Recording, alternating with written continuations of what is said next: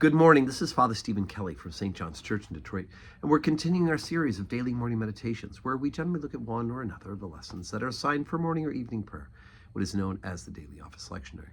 Yesterday, we began with the story of the man who was born blind, who Jesus heals.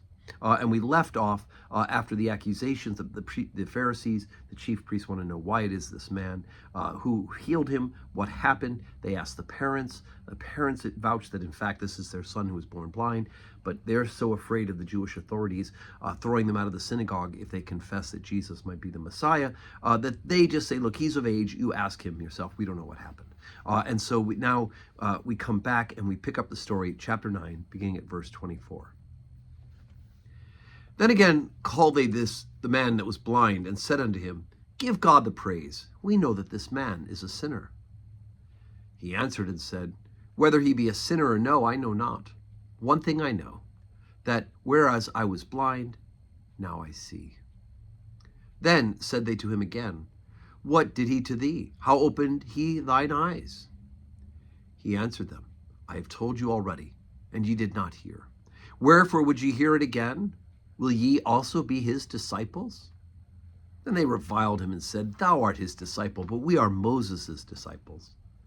We know that God spake through Moses. As for this fellow, we know not from whence he is. The man answered and said unto them, Why, herein is a marvelous thing, that ye know not whence he is, and yet he hath opened mine eyes. Now we know that God heareth not sinners, but if any man be a worshipper of God, and doeth his will, him he heareth. Since the world began, was it not heard that any man opened the eyes of one who was born blind? If this man were not of God, he could do nothing. They answered and said unto him, Thou wast altogether born in sins, and dost thou teach us? And they cast him out. Jesus heard that they had cast him out, and when he had found him, he said unto him, Dost thou believe on the Son of God? He answered and said, Who is he, Lord, that I might believe on him? And Jesus said unto him, Thou hast both seen him, and it is he that talketh with thee. And he said, Lord, I believe, and worshipped him. And Jesus said, For judgment I am come into this world, that they which see not might not see, and they which see might be made blind. And some of the Pharisees which were with him heard these words, and said unto him, Are we blind also?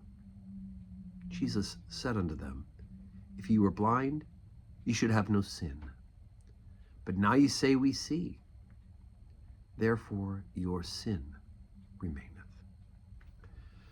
Okay, so there's so much power in here. I mean, here's a guy who just a couple minutes before is blind, born blind. He's never seen. He's had this miraculous healing. And he's getting the fifth degree. He's getting interrogated by the Pharisees because Jesus healed him on the Sabbath day. So they've lost, again, sight of the big picture. Jesus wasn't going to be there on Monday or Sunday, and he wasn't there on Friday morning. He was there on the Sabbath day, and this opportunity presented itself, God's glory to be shown.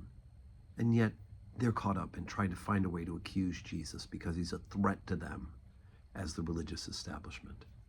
And what is really remarkable is that this blind man speaks absolute truth, and they won't hear it.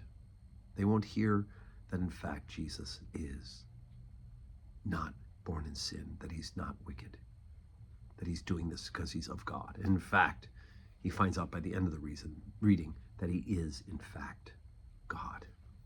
There are other places in the gospel where Jesus is pretty explicit in proclaiming his divinity. But here's another one, which we sometimes might slip by. The fact that when he realizes that Jesus tells him, and he believes, he affirms, he believes that Jesus is the Messiah, that he is the Son of God, he worships him. And Jesus receives his worship. And only God is worthy of being worshipped. But that's who he is. So today's Tuesday, 12:15 Holy Communion, 4 o'clock evening prayer. I hope you can join us in person this Tuesday in the first week of Lent. But if not, join us online and worship with us. And may God grant you a Tuesday that is full of blessings.